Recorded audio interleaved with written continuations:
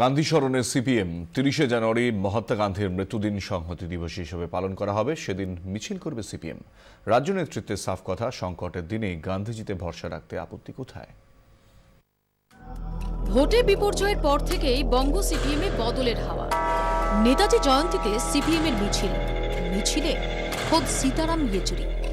ধর্ম নিয়ে চলছে ক্লাস, পড়াচ্ছেন সূর্যকান্ত মিশ্র। ধর্মীয় অনুষ্ঠান ঘিরে ছুঁতমাক ঝেড়ে ফেলার কথা বলছে। এবার সিপিএমের গান্ধী স্মরণ। দলের আগামী কর্মসূচি জানাতে একটি সার্কুলার জারি করেছে সিপিএম।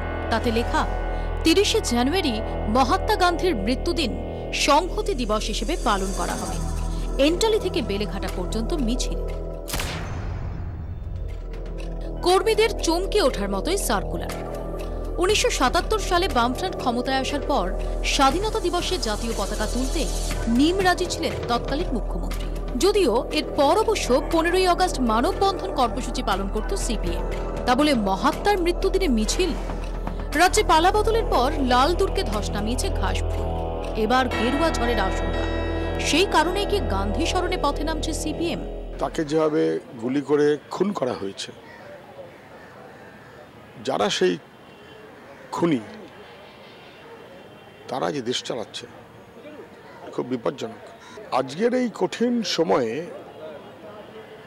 সম্প্রীতির এবং গণতন্ত্রের প্রশ্নটা এত গুরুত্বপূর্ণ, যে ক্ষেত্রে সাম্প্রদায়িক এই শক্তির বিরুদ্ধে সবাইকে একজোট হওয়া উচিত। সময়ের সঙ্গে অনেক কিছুই বদলেছে। নির্বাচনে কংগ্রেসের হাত ধরেছে লাল ব্রিগেড।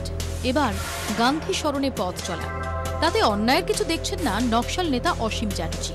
সাম্প্রদায়িক বিরুদ্ধে লড়াইয়ের সব থেকে বড় সিম্বল ভারতবর্ষে গান্ধী তো, ঘটনা তো এটা। কাজে ওদিনের কথা তুলে আজকে কেন করছে বলার মানে হয় না। বদলাচ্ছে সিপিএম।